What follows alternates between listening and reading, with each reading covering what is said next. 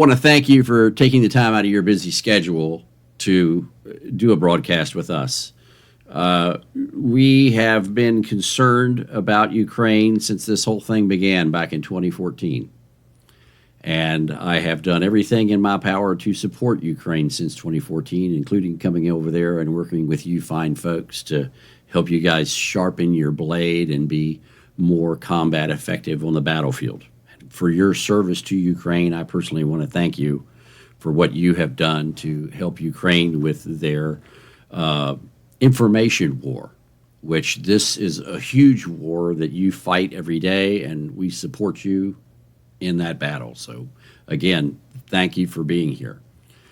So I guess to Thank start, you so much. It's a pleasure, and I must say that I'm really happy that finally we made it, because we tried to appoint a stream for quite a while, and it's a big pleasure to be here today.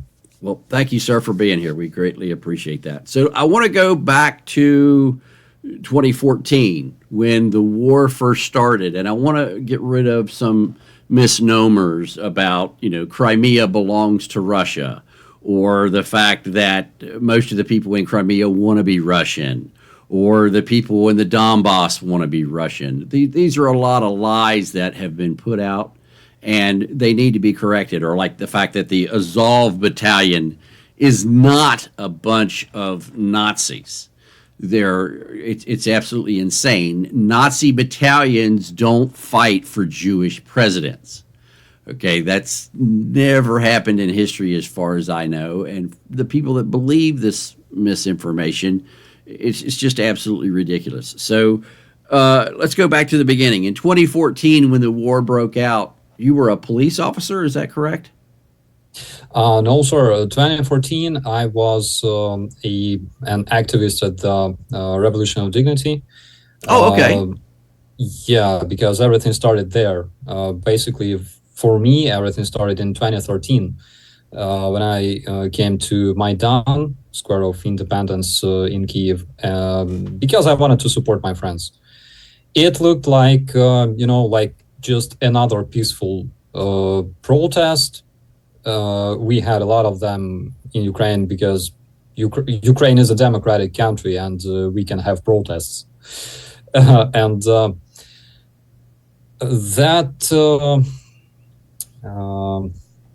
at that protest, I met a lot of my friends, a lot of acquaintances from all kinds of organizations, from non-government organizations, from educational organizations, and things like that. And then we witnessed this horrible, brutal beating of students that stayed at the Maidan. There was this moment when, there was like rainy weather, and everybody, like the organizers of the revolution, they decided that nothing was going to happen that day. They told the guys to go home, and just several people left at the Maidan. And the brutal beating of those protesters happened there. And who did the beating? Back in those days, there was this police special force called Berkut, basically like SWAT / riot police. And they were known for being brutal. Basically, they were used by the criminal regime as punishing force. There were big guys, basically like Kadyrovites in Russia nowadays, but those were in Ukraine. They were Ukrainians, and they were just brought to Maidan to beat up those students who absolutely had no weapons, who absolutely were not aggressive, and they just tried to remove them from the Maidan. And when this happened, the next day, Ukraine woke up completely, and millions of people went on the streets to protest against, this brutal beating of people. And this is how this revolution started, basically. because we were so much fed up with, with corruption, with this criminal regime ruling us, trying to, sit on both chairs at the same time, trying to sign association with the European Union, at the same time dragging us back to the Russia's influence, that trade space, Russia, Kazakhstan, and Asia. And most of these guys that were corrupt, they were holdovers from the Russian days. Is that correct? These were a lot of Putin's puppets still in Ukraine that were operating kind of under his remote control. Absolutely. Just one small fact. Our former Minister of Defense, his name was Salamatin. He was walking around with FSB emblem on his jacket.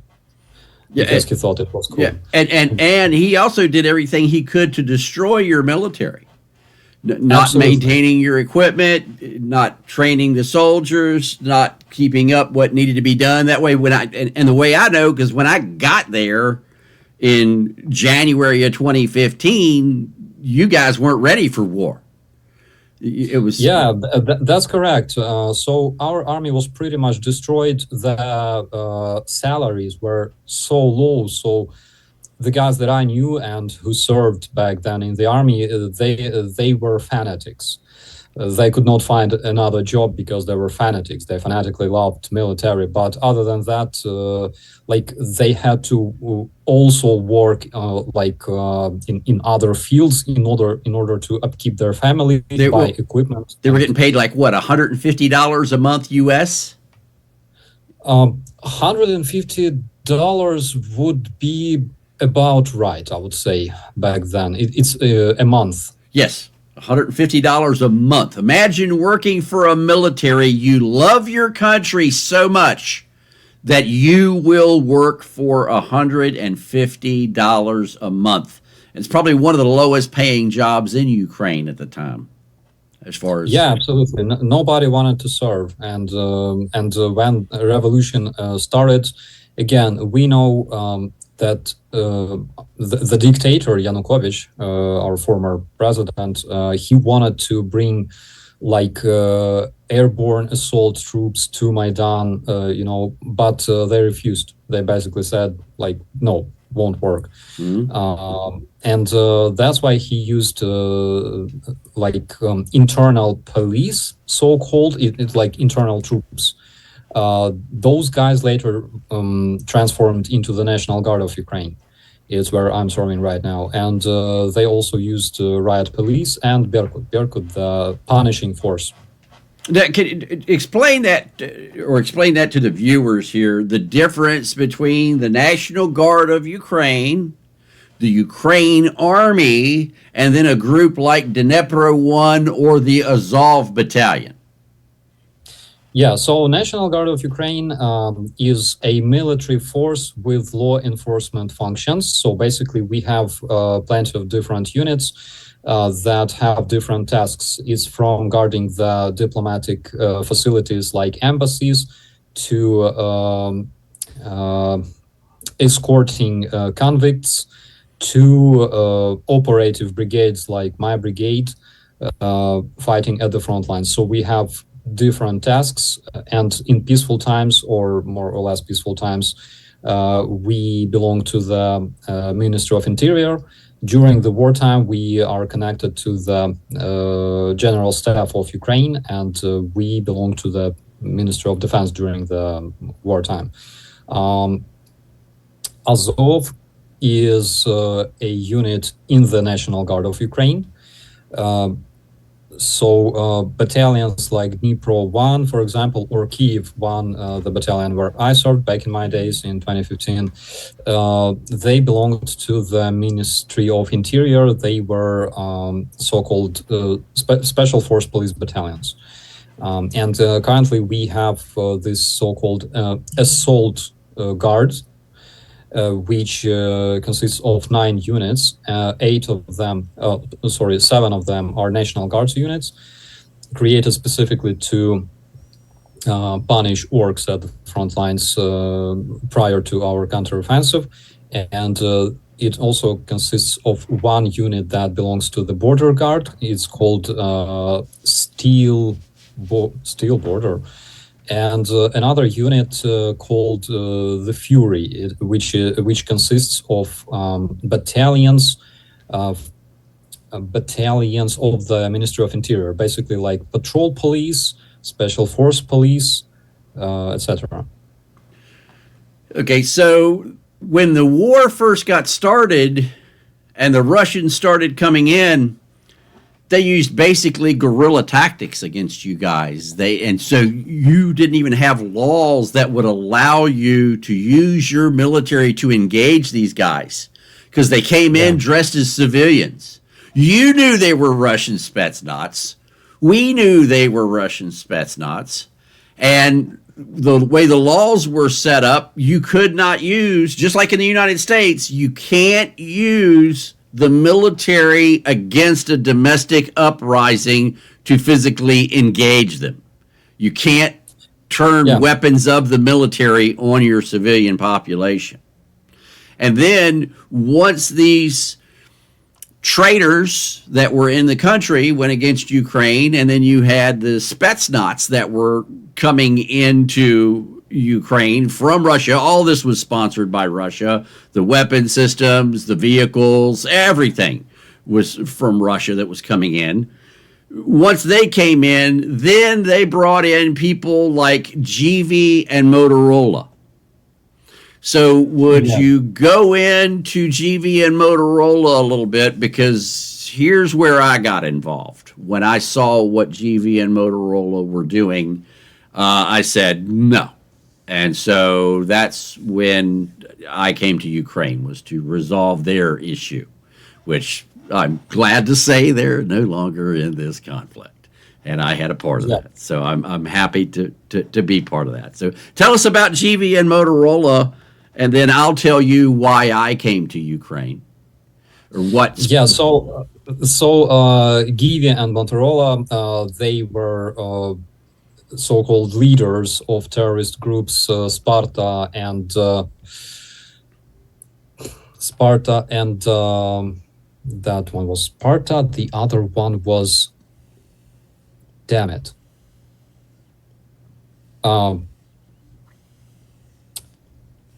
Somali.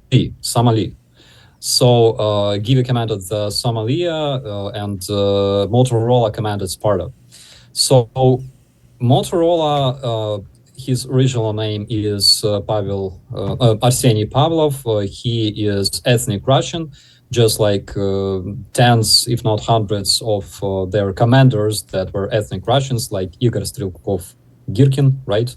The international terrorist. And Givi, he was a local dude.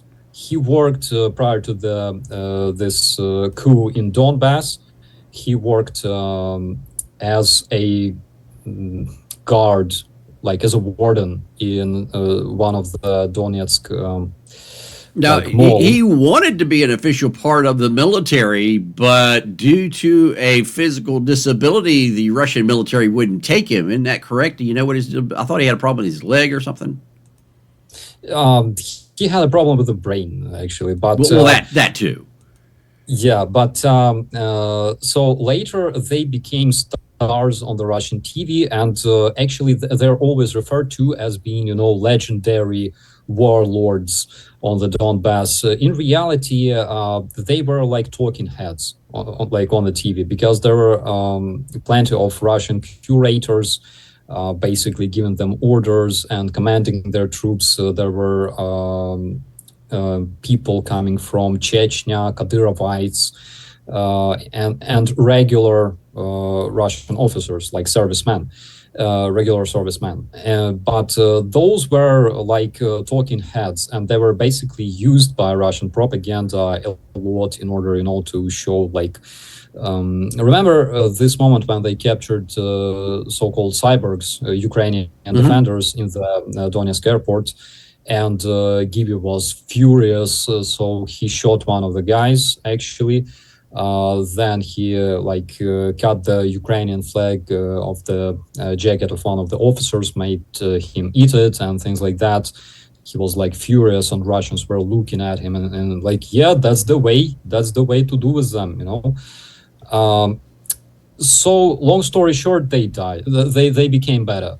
They're now good Russians. So Motorola had a rather unfortunate ride in an elevator in Donetsk. And Givi got toasted when some unknown people shot a so-called flamethrower. It's shmel, like a grenade launcher charged with thermobaric charge. And it exploded in his office, which is deadly. It's it's really bad for people hiding in like buildings. So basically they got improved, and I think it's beautiful. Absolutely. So what got me into it? I was already supporting Ukraine, but what made me want to come to Ukraine was I was watching videos of GV, and I could see what GV was doing. So one day, GV was riding around with his photographer. I don't know if you knew he actually had a photographer that would take him around and create these propaganda videos. So one day, GV finds a 105 millimeter artillery piece. And that 105 millimeter artillery piece didn't have a sight. And in the middle of a town just to the east of the Donetsk airport, there was a real tall smokestack that stuck up in the air. And GV didn't like that because Ukrainians could use that as an observation point and see where the Russians were so as that they could engage them and, well, make good Russians out of them. Well, GV didn't have a sight on this 105 millimeter gun. And so he was literally looking through the barrel, trying to sight this 105 millimeter artillery piece in on this smokestack. And so he would stick a 105 millimeter shell in there, and he would fire it. And that 105 millimeter shell would arc up through the air, miss the smokestack, and come down in a farming village on the other side. So GV's been doing this for about a half an hour. And all of a sudden, somebody comes up and tells GV, artillery has hit a house in this village over here. So GV jumps in his car. They drive over there real quick. This is exactly on the opposite side of the smokestack from where GV was firing. So GV fired the round. Well, there was about an 80-year-old man who lived over on the other side of there. And his wife, his daughter, and his granddaughter were all in the kitchen making lunch. And the old man was outside working in the field. And that round that GV fired came down, came through the kitchen window, exploded in the kitchen, and killed that old man's wife, killed that old man's daughter, and killed that old man's granddaughter. Now that pissed me off. But when GV showed up to the scene and swore to that old man that those rounds had came from the Ukrainian military, that he knew those were Ukrainian military rounds, and those were Ukrainian troops that killed his family, well, that was a total lie. Ukrainians never fired those rounds. Ukrainians had nothing to do with it. GV killed those people. And right then and there, I said, you're a dead motherfucker. Nobody has the right to just fire rounds and kill people and then blame their own country for what's going on. So I called my people. I said, you let them know I'll be there. I'll do anything they want. So when the gentleman I told you about that I went over there for, I can't, what's his name? I can never pronounce his name. You know what I'm talking about? The guy that invited me to Ukraine. I sent you the email. Anyway, when he called me on the phone and wanted to know what all I could do for Ukraine, thermal imagers, night vision, heads-up displays, encrypted two-way radios, tracking systems, drones. I mean, you name it. I was head of the Dismounted Battle Space Battle Lab at Fort Benning. I was the senior technologist for the Army. And so I told him, I said, anything you need, I'll bring whatever. And I did. I brought a plane load of stuff, plus I brought 6 cartons of Marlboro cigarettes for the guys, because they don't get real Marlboros over there. And that's as many as I could illegally bring. So he called me on the phone, and he says, Lee, I appreciate your support. I appreciate everything you want to do. He says, but why do you want to help Ukraine? And I said, because I want to remove GV and Motorola from the battlefield. And his response was, how soon can you be here? I said, how soon can you get me a ticket? He said, we'll be in touch. And so the following day, your embassy emailed me and said, we would request that you come to Ukraine. And so I did. And that's how I got started in Ukraine. And when I went over there, I took gyro-stabilized binoculars, night vision, thermal imagers. I took the Cobra thermal imager. I took helmet-mounted thermal imagers. I took all kinds of stuff. I was Santa Claus when I got over there. And you guys treated me like gold. You hauled me around in armored personnel carriers. You gave me a private hotel to stay in. You took me to all your ranges. I got to meet all of your VIPs and train your men. And for me, it was an honor.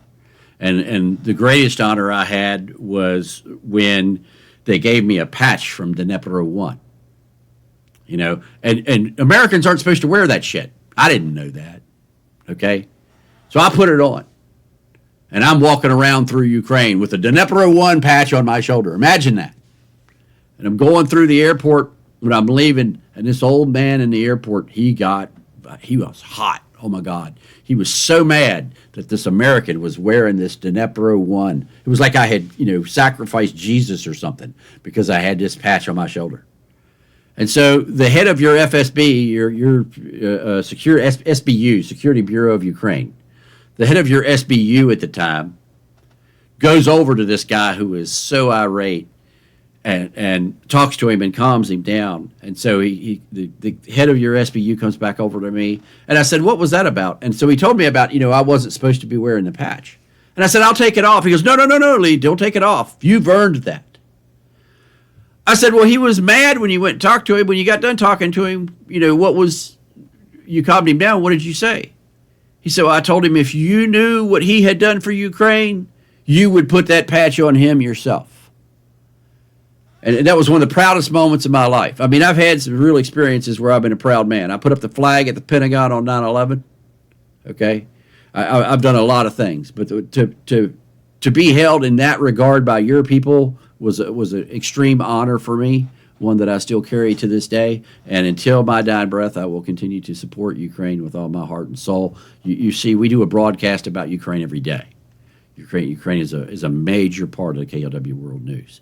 And so we want to continue to support you in any way we can. But that's my GV and Motorola. That's what got me started in Ukraine, was GV and Motorola killing innocent people and assassinating your troops. And that shouldn't happen anywhere. Should never happen. And those of us who are professional warriors, we need to, how should we say, eliminate, eviscerate, eradicate people who operate that way. So anyway, we'll get back to you, buddy. So where do you want to go from here? You want to talk about how you got into the military and your history? I can talk about that as well. As for the patch, I have plenty of patches from my friends from the UK, from the US, from Netherlands, from Australia, from different other countries, and if I had some understanding how to wear them all, because put a vest on, sew them on a vest. Yeah, probably because sew them on a vest. Here in Ukraine, and I think that you can confirm that for our viewers, Ukrainians are very, very welcoming towards the foreigners who come to Ukraine to help us. Yes, and it's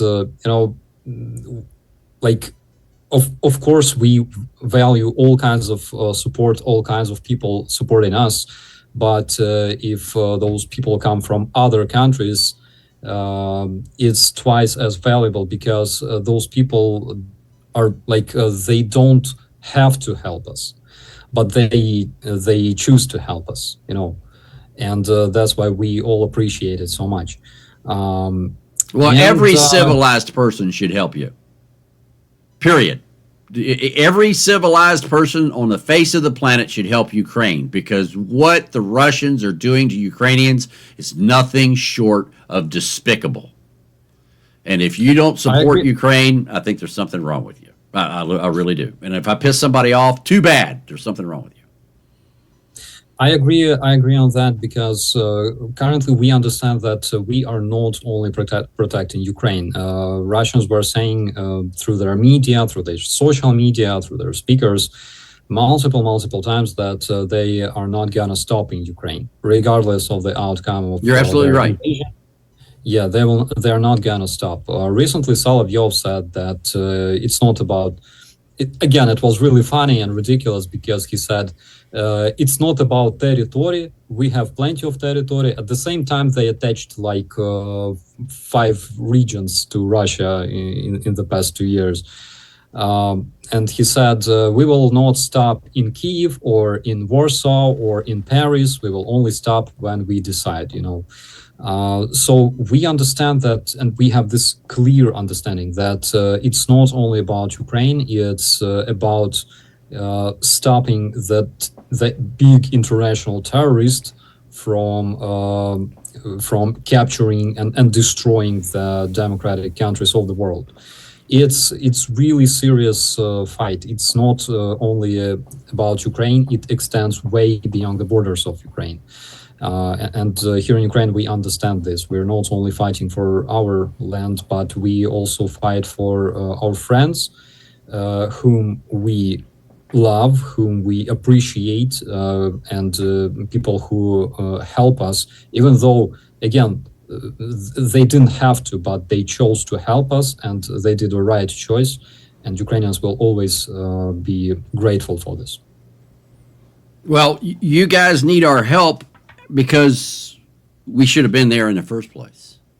See, a lot of people don't know about the Budapest Memorandum and our security guarantees to you. You guys gave up a huge nuclear arsenal, as well as the largest collection of nuclear bombers in the world, I believe is what you had in your possession in 1993. Of course, I'm a lot older than you are. I don't know how old you were in 93, but I remember when the Budapest Memorandum was signed. I remember our money from the military going over there to support that and move that stuff around. So, we should have been there in the beginning. And then when war broke out, and instead of sending you the arms and equipment that you needed, we sent you blankets with holes in them. We sent you Humvees that didn't run. And we sent you non-lethal support. And dude, I was fucking furious, because I knew what we were supposed to be doing, and I knew that you guys were getting slaughtered, and I knew it was our fault. And then when I saw what GV and Motorola were doing, I was like, I'm livid. Still am. Still am. I think about you guys every day, and the guys that I trained over there every day. And I told all them, and I will extend the same invitation to you. I told all the guys that I trained over there and provided equipment to, if you ever come to the United States, I'll give you a tour of the country. So you ever come over here, let me know, and I'll show you the Pentagon. I'll take you to military bases. I'll take you to New York City. I'll take you anywhere you want to go. Okay? Because you guys put your lives on the line for freedom. It's your freedom, and it's the freedom of all of Europe. You guys are the front line between, as far as I'm concerned, good and evil. It's what the Russians are doing to you is nothing short of despicable. And if I weren't married over there, or if I weren't married, I would be over there right now. you guys would have to be continuing to bring me ammunition because I would be melting the barrels down on the fucking guns, dude. I am so infuriated with what the Russians are doing to you. And then the expansion of this war, and we can get into that into another show. But I'm in awe at what you guys have done.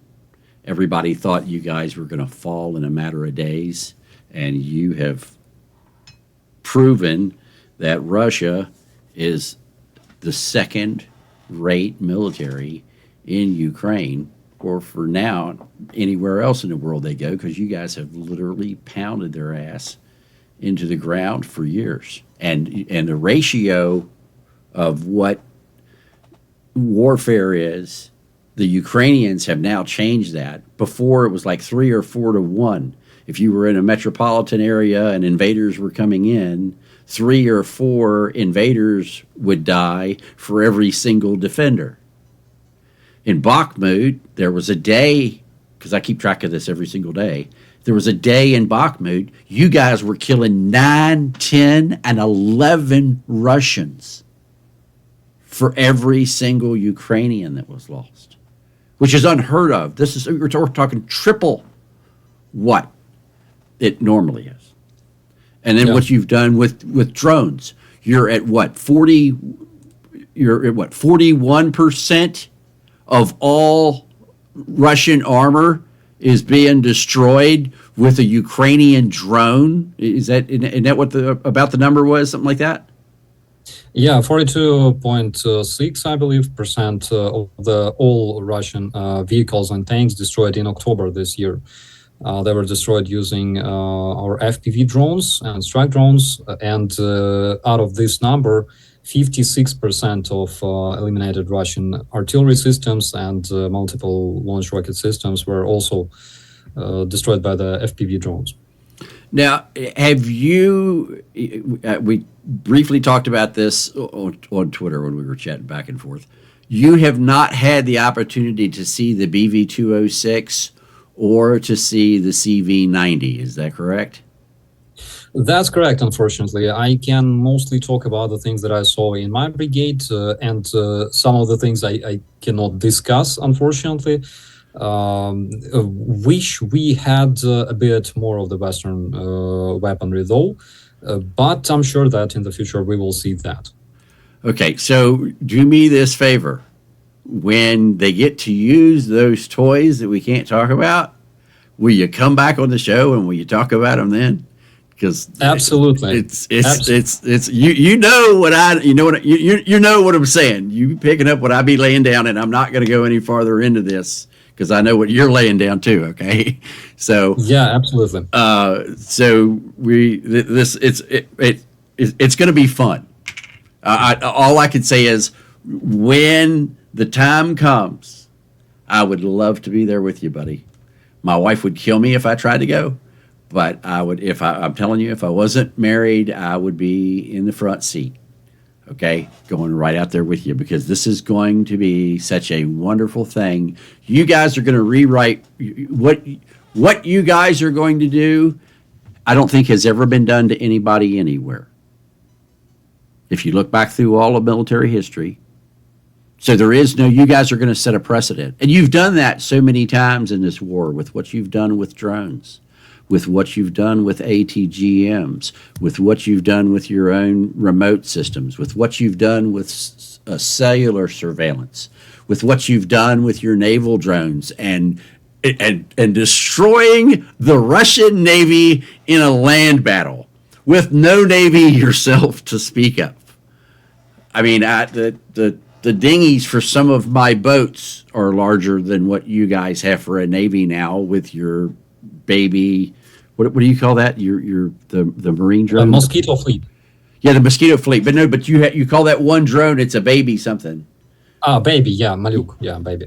Yeah. So I love that. And then I love your new shark drone. And you got to tell me, so what's the origin of your Sharky tattoo? My shark? Yeah. Oh, well, it's a great story. So there was this Russian tourist swallowed by a tiger shark while resting in Hurghada, and oh my God, I wasn't supposed to say that. Basically, I was supposed to say like, I love tiger sharks, right? And Right. this tiger shark has this fat belly, and the Uh-huh. content of this belly speaks those unknown, unrecognizable words like "помогите, спасите, пожалуйста," you know. Yeah. And yeah, so I love tiger sharks. They're kittens. Okay. Yeah, I'm with you. We actually covered that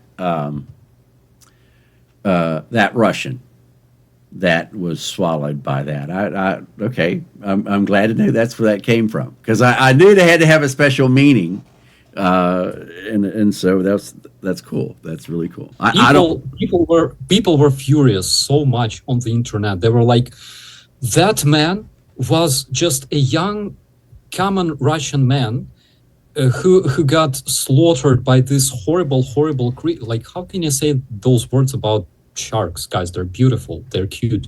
And like, he was calling his dad while drowning and being devoured by shark. He was calling his dad, he was screaming papa, papa. So first of all, it's a bullshit. He was not screaming papa, he was screaming basically.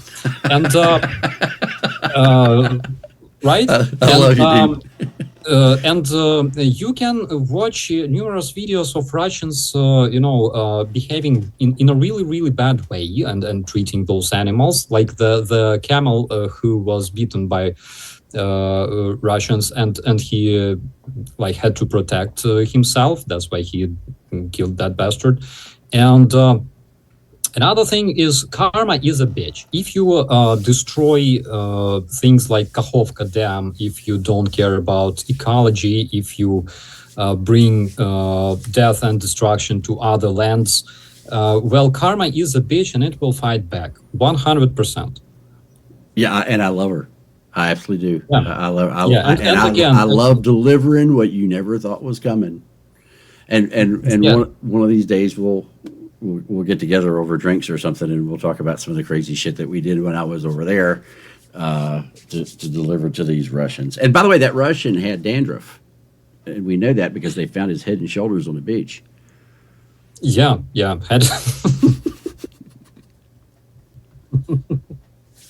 Yeah, nice one. We love Yeah, I agree on that. Again, what kind of Russian tourist would have a tan in Hurghada while there's like mobilization in his country, right? So he either had to run away or just pay enough money to be able to go out to leave his country and go like have a rest in Egypt. So basically, he was not like an ordinary Russian. And like, to summarize all this, I believe that our viewers can just type Russian tourist, okay, in YouTube or in Google, and see why we don't like them so much. So I think that the action taken by the tiger shark, may she rest in peace, were completely justified. I was worried that the shark was actually like going to get indigestion or maybe die, because of what it had ingested. But that's just orcs over there. So let's see, where else do we want to go with this? So as far as the Russians, they've lost a lot of people. I mean, we're talking over 300,000 fatalities on a battlefield, close to 1 million men when you add in everybody who's been wounded on the Russian side. You're starting to see, and this is just my observation from monitoring the war front. I mean, you're there, I'm here, but I try to listen to everything all you guys say. You're actually starting to see the true attrition that you are inflicting into the Russians. That's why they're showing up with T-34s. They showed up with a T-10 the other day. The shit they're pulling out of museums. They've put out a request for old military equipment that the Russians have sold worldwide. They'll buy it back now so they can have some armor to come into Ukraine for you guys to blow up. I mean, you guys, the Ukrainian army is the most effective killing machine in the history of the world. I don't know of any military that has been able to sustain combat with another country. We're talking almost 2 years now. Okay? And you guys are still not 1 for 3. You're taking out 9, 10, 11, 12 Russians for every one of you guys. You guys are by far the most effective military, I believe, in the history of the world. I don't know anybody else that does those numbers, has ever done those numbers. The Russians did, or the Germans didn't even do that against the Poles when they blitzkrieged across Poland. They didn't have those numbers. The Ukrainians are teaching the world how to fight.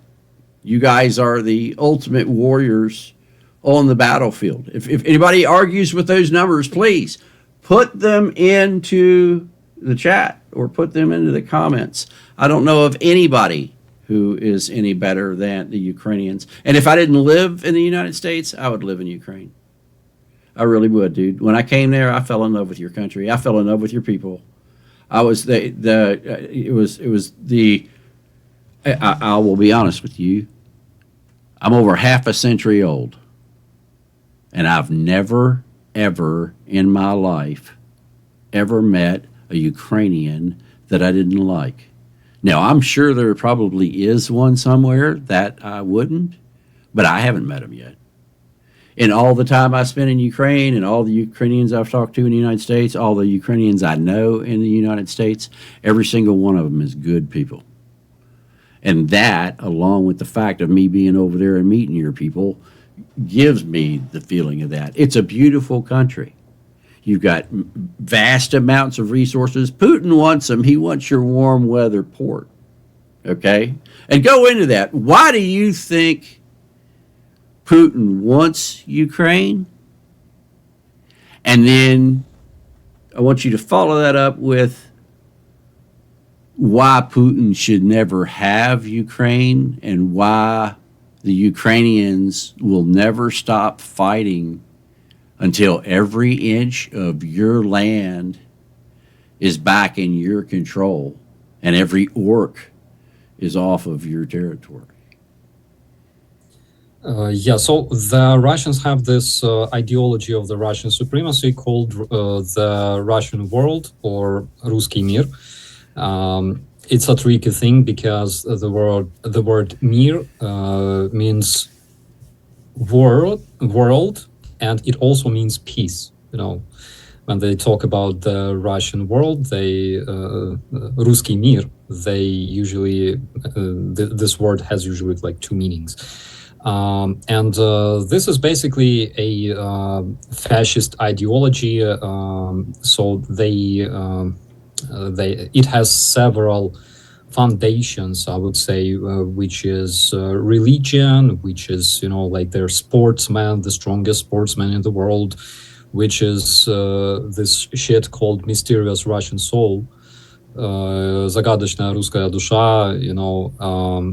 And with that, the Russians actually think they own the world, right? Yeah. So they think the whole planet belongs to Russia, and we're just a nuisance on that planet. Yeah, exactly. Because people don't understand that. They don't realize the mentality of the Russian people, that the Russian people think they are the superior race, and the rest of us are to serve them. And the reason orcs fight so hard is because they have a saying, and I'm probably going to screw up this saying, but their saying is, the harder it is, the better it'll be. You're familiar with that? Yeah, чем хуже, тем лучше. Yeah, and so they think if it's went to shit, oh, well, when we get to the other side, it'll be way, way, way better. It never is. It never is. It never improves for Russia. Russia has been shit for a long time and will always be shit as long as they are the mentality. And it is this mentality of they own the world. So go on. I'm sorry for interrupting you, but I wanted everybody to understand where they're coming from, and you're doing a great job. Yeah, so John Pautler in the chat says, same as Germans thought during World War II. Russianism is actually worse than the German Nazism of the times of the World War II, because it's even hard to consider it an ideology, as some of the wise and anonymous users on the internet once said. Russianism is a chaos of shit and death, which perfectly describes this. I don't know. Let's call it idea, right? Because it spreads beyond one race, even though it's about one race, right? They say that they fight for one Orthodox Russian church. At the same time, they have plenty of Muslims in Chechnya and Dagestan and Ossetia who are brought to the Ukrainian battlefield to die for Putin and his like Orthodox, ideas. And in him doing that, that's almost like a genocide. He's picking out the communities that he thinks are of lower esteem. Like, some people think derogatory about people of the South in the United States. There are communities in Russia that Putin doesn't like. And so he is taking the young men and women from those communities and sticking them into the meat waves, sticking them into the meat grinder. And so it's technically his way of genocide, of getting rid of the people that he doesn't like and doesn't like absolutely. their race. And again, people have no idea. This is why I so love you coming on to the show, because you can validate what I'm saying, because people are like, that's not true, Lee. Well, ask Starsky. He ain't going to lie to you. One thing people should understand is that Russians hate you no matter who you are. There you go. When you come to a different country, right? No matter if you're like a British person, an American person, Canadian, French, German, doesn't matter. First thing you do in a different country is you're trying to find some good cuisine, some good local food, right? Because everybody likes good food.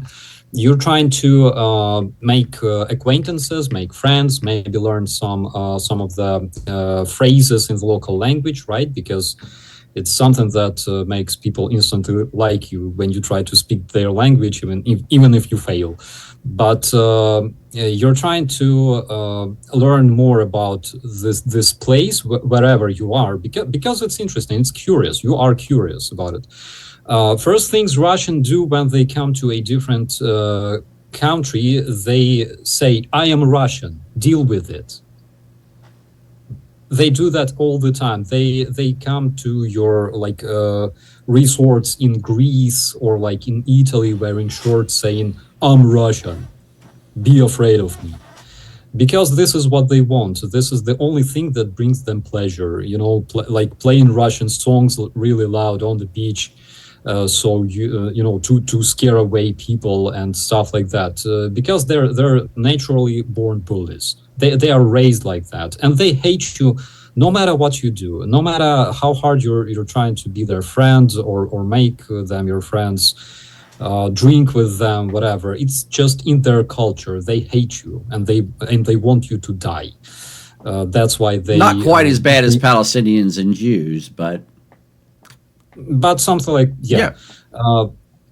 So they will come to your country on expensive Russian cars, saying towards Berlin, or we can repeat, and especially they like to show those stickers in like Germany, and like reminding to German people what they did to German people, when they captured Germany,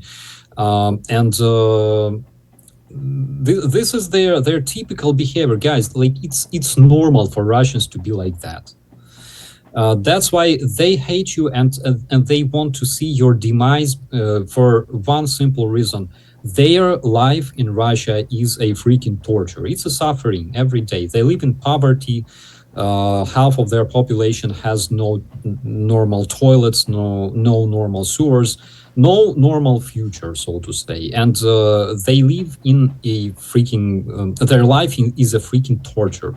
That's why they want to see you suffering more than them. This is their type of mentality, and also at the same time they're envious so much because what you have now is a like, even if you don't like your life like in France or Germany or whatever, it's 100 times better than in freaking Khabarovsk or Murmansk. Trust me. And they're envious so much. That's why they want to see your beautiful cities in France and Germany and Italy burning, because you don't have right to live better than Russians. You see, so this is their ideology basically, and at the same time, their church and their tsar, their rulers, they say. Russians, you don't need that. You have mysterious Russian soul. You don't need to live prosperous life. But at the same time, you can make other people suffer, and this will bring you some relief. And this is the very primitive explanation on why Russians are so atrocious by nature. And this is the reason why we should stay away from them. We should freaking isolate their culture, because if their culture brings death to other cultures, maybe we don't really need it. I'm with you. There's a lot of cultures. Well, I don't want to say a lot, but the Russians aren't the only one that the world would be better off without.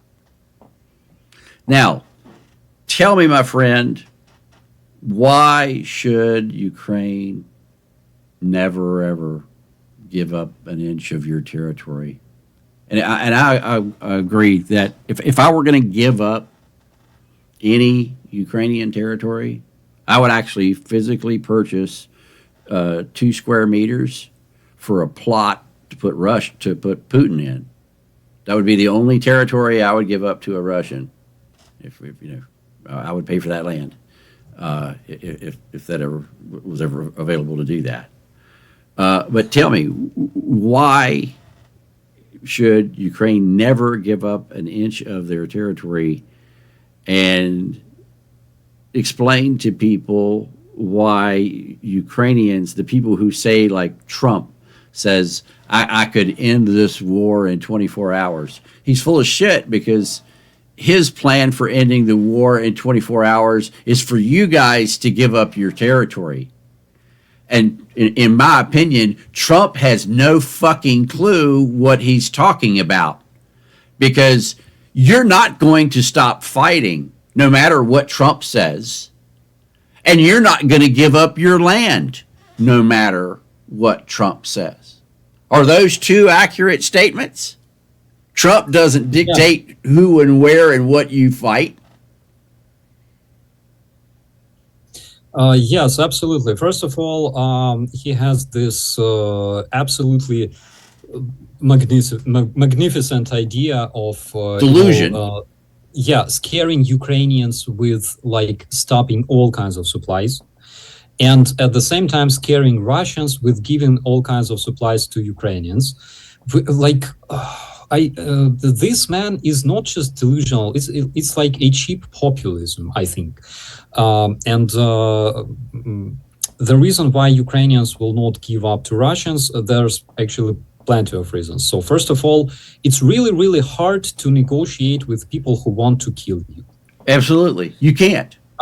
It's impossible. We never invaded Russia. They came on their freaking tanks. They started hitting our cities with cruise missiles and ballistic missiles and bombs.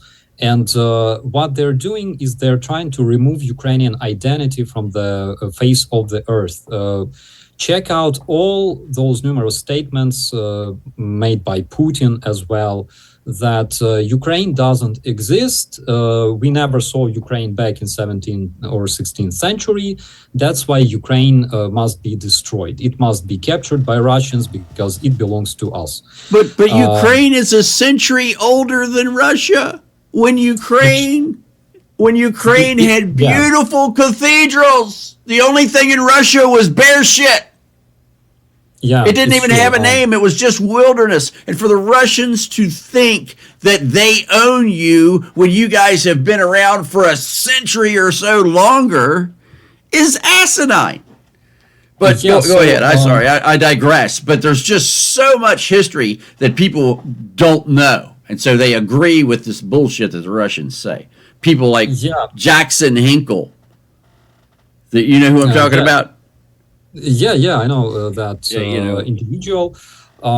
So Kiev was one of the central, one of the key trading cities, trading megapolises in Eastern Europe.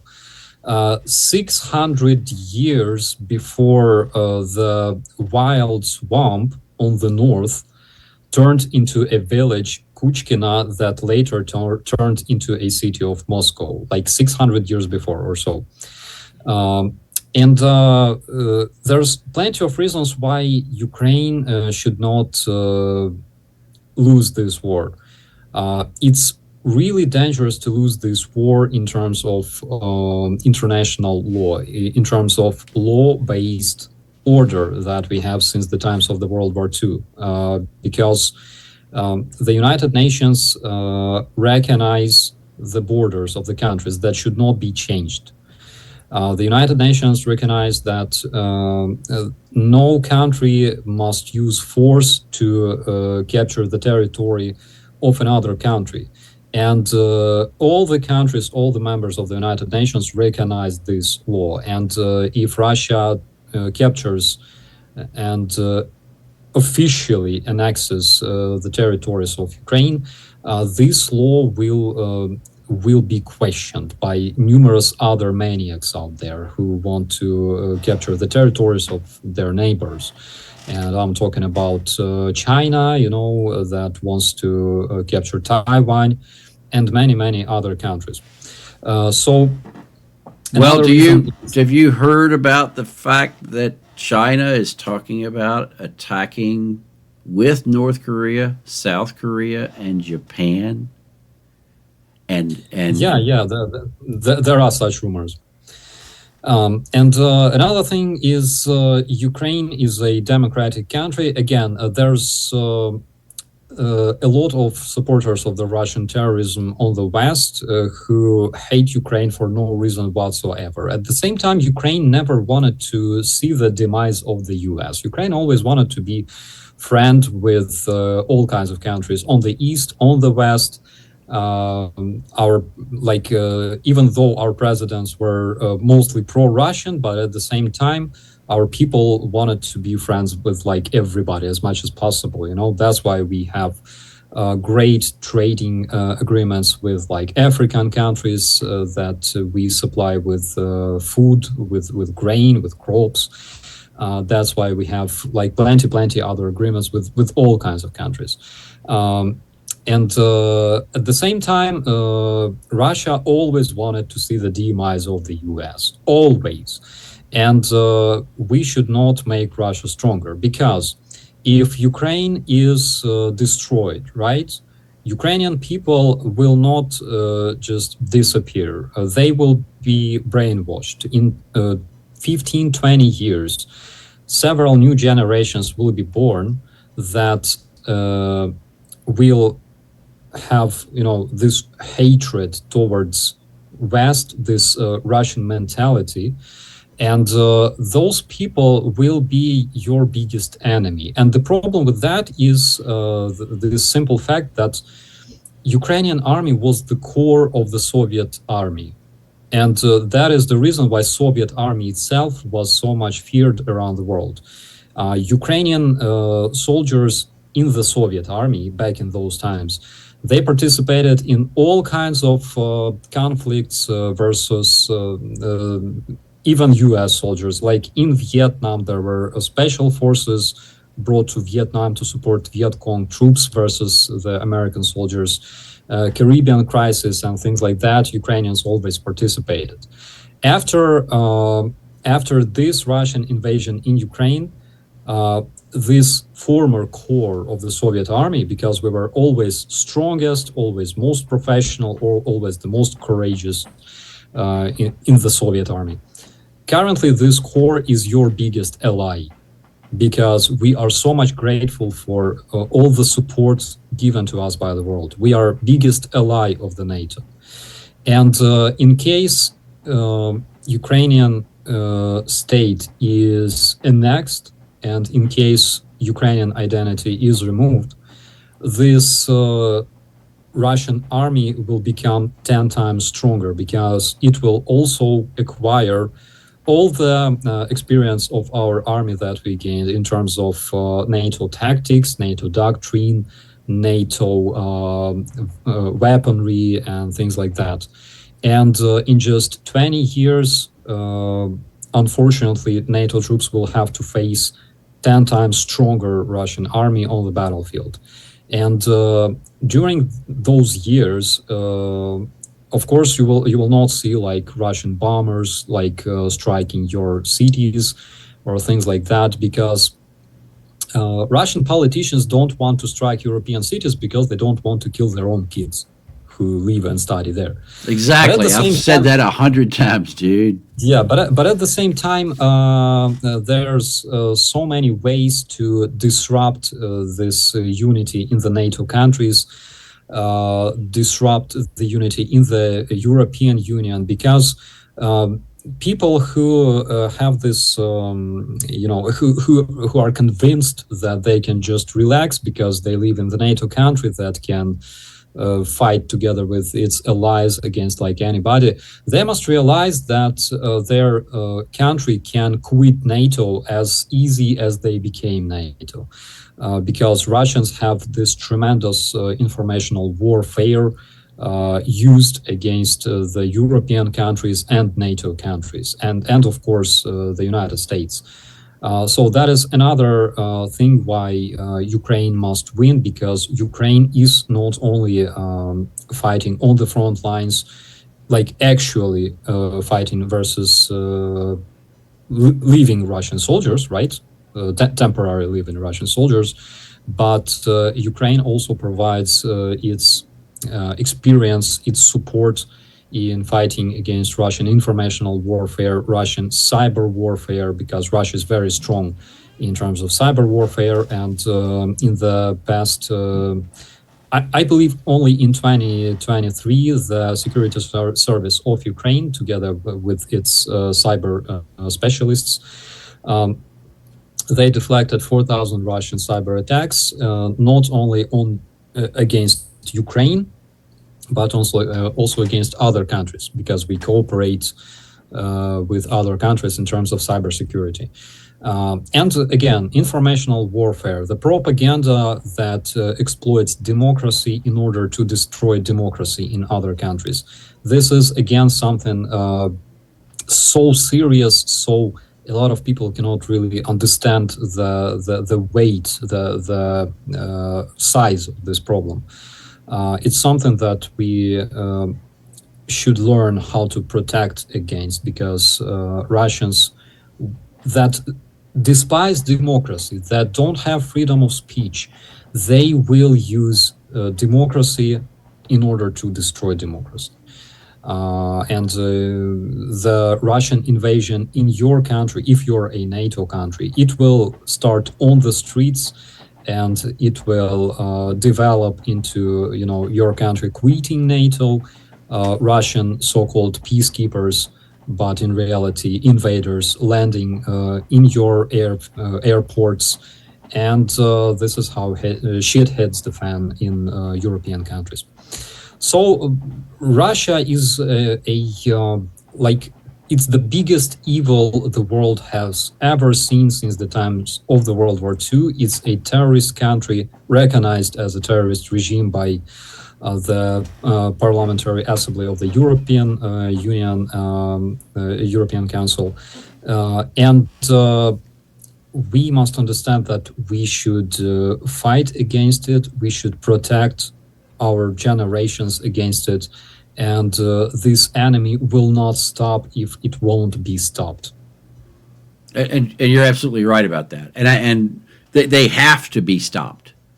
They are Yeah. devouring anything that's next to them. And there's an old saying about Russia, and I know I'm going to get it wrong, but you probably know it, and you can correct me. That the only countries that Russia doesn't attack on its borders are countries that Russia wants on its borders. And the countries that Russia wants on their borders are no one. I don't know Yeah. if you've heard that saying. Yeah, something like that. Something like, I know I got it wrong, but anyway, it's But at the close. same time, there's plenty of neighbors, Russian neighbors, uh, who hate Russia for some reason, like Poland, like Baltic countries, again Ukraine, Georgia, and there must be a reason, like why they don't like Russia. Like, what's the reason? The And reason is very simple. It's because during some period of its history, Russia always tried to snatch their territories. well, yeah, and they're going to continue to do so. And what do you think we see that the Baltic countries now are putting up walls? They're putting up fences. We're seeing RC-135 surveillance aircraft. We're seeing NATO Global Hawks. We're seeing Brio surveillance aircraft flying all along the Baltic states there with Belarus and Ukraine and Russia. What's your feeling on what's going on over there? Do you think that Russia is dumb enough to do something in those countries over there, or like they're doing with the war of bringing in all of these immigrants into Europe? We've got Russians pouring across our southern border along with Serbians and you name them. They're all coming across the border. Millions of them are coming across our border. You think Russia is doing that? And what do you think of Wagner now being headed up by Prigozhin's son? Yeah, well, Russia is pumping up their diasporas in other countries with this, again, it's hard to call a Russian world or Russianism an ideology, but let's call it this way. It's a mental illness. So, yeah, yeah, and they will keep using, this Russian fake about, like poor Russian people being oppressed in other countries, and of course Russia has to protect them. They don't even have to be like ethnic Russians. They should just speak Russian language, which completely justifies Russian invasion. Like Elon Muscovite. Oh God, Elon Musk. Elon. He said if people speak Russian, they should belong to Russia. It's like for the same reason we can say that if people speak English, then probably Canada or like US must join with the UK, right? Like it's Well, the dumb. southern half of the United States would belong to Mexico. Yeah, yeah. It's so crazy, so it's not even funny because I'm not laughing. And they will use those Russian diasporas to destabilize situation, to pump the hatred, in those countries. Again, those guys in the Baltic countries, they act against it, I would say, rather effectively. But the only thing that is protecting them is the fact that they are now NATO countries, NATO members. If not for that, oh my God, Finland, for example, would have a lot of problems. But I'm really happy that they managed to join. Oh yeah, I am too, and I'm sure there's a whole lot of people who are sleeping better at night because that did happen. Because it is a threat, and these guys will come across the border and just do stupid shit, and start all kinds of bad things. But that's a story for another day. Now I know you wanted to keep this to 2 hours, and we've actually already exceeded that, and I apologize for that. But I do want to thank you for all that you do for Ukraine. I want to thank you for coming on the broadcast and sharing your knowledge with us. And I want to thank you for the broadcast that you put out on a daily or regularly, updating the world with what's really going on and the truth. And you do it with dignity, flair, pizzazz, and class all at the same time, which is something that all of us should strive to do. A lot of people have no idea how to do it, but you do very well at it. Now, Thank you so much. I want to give you guys, and I want to set this up, and I'm going to need your help to do this, okay? And this is one of the reasons that I wanted to have you on the program. This is a thermal weapon scope. And when I came to Ukraine, I delivered this type of technology to you guys years ago. Now, I would like for you to set up, you guys do this regularly, I don't, because I'm going to have to deal with ITAR and all that other crap. But you guys have these come into Ukraine regularly. So I want you to set up an account with whomever, however we got to do it, and I'm going to get all of my followers to donate, and we're going to fund one of these to you guys. So this is a site mark scope. I've tested this thing. It's badass. If there's one you would rather have for Christmas, you tell us which one you would rather have, and we'll do a fun program for whatever scope you want. But the KLW World News community is going to give Operator Starsky a thermal weapon sight for Christmas this year. That's going to be our gift to you, my friend. Now, you can do whatever, you can give that scope to whoever you want. You can put it on your own weapon. You can do whatever it is you want to do with that. But I believe in what you do. I believe in your cause. And we're going to give you one of these for Christmas. So let me know over Twitter how you want us to do that GoFundMe page or however, wherever you want the money to go. And whatever scope you want, you let us know. We're going to buy you one. Okay? I'm going to put the first Sounds amazing. I will talk to some of our guys, maybe our our recon guys or maybe snipers, right. and I will let you know that. Yeah, whatever you want. I'm going to put the first $500 in there, and then I'm going to make sure that you get one by Christmas, no matter what it costs. If I've got to pay for the whole fucking thing by myself, I will do that. But you're going to get a scope for you to give to whoever you want for Christmas. So, thank you. Merry Christmas, my friend. So thank you for being here. Is there anything that you would like to say before we end the broadcast? One thing is I would like to say thank you once again for this opportunity. And I would also like to say thank you to all our viewers. I see a lot of familiar nicknames there in the chat. Guys, your support for my people will never be forgotten by my people. Guys, I want you to remember this.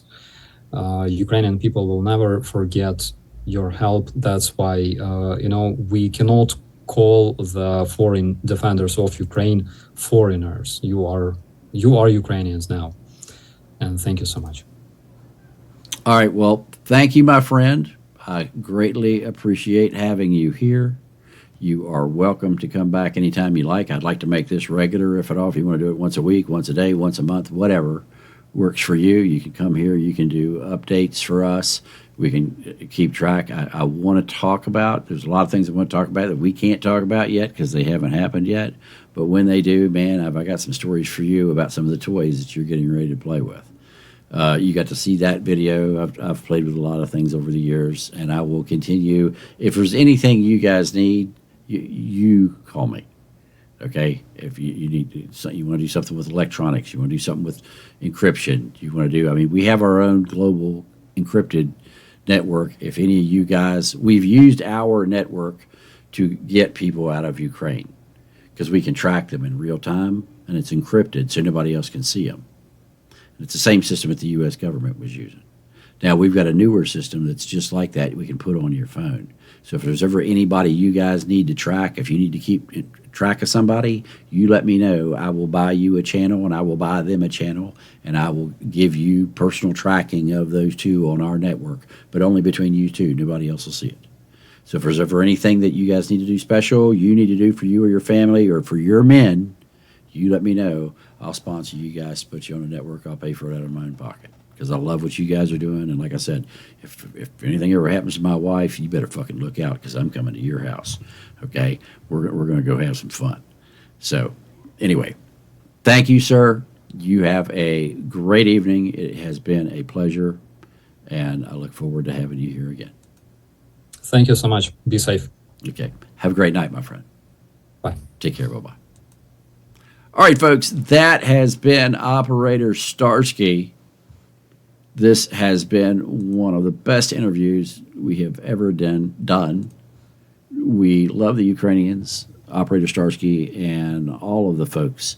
NAFO, everybody else. Oh, that's the thing I forgot to ask him was about NAFO. I wanted to talk about NAFO. We'll have to do that next time. You guys remind me. All right, folks, thank you for being here. We're going to end both of these broadcasts. Then we're going to come back live on Rumble, and we will be doing a broadcast there we'll do a public broadcast. Because, hell, we had Operator Starsky here. Also, this broadcast will be uploaded to YouTube, and we'll be doing that as a premiere. So thanks for being here. See you next time, folks. Have a great day. We'll see you soon.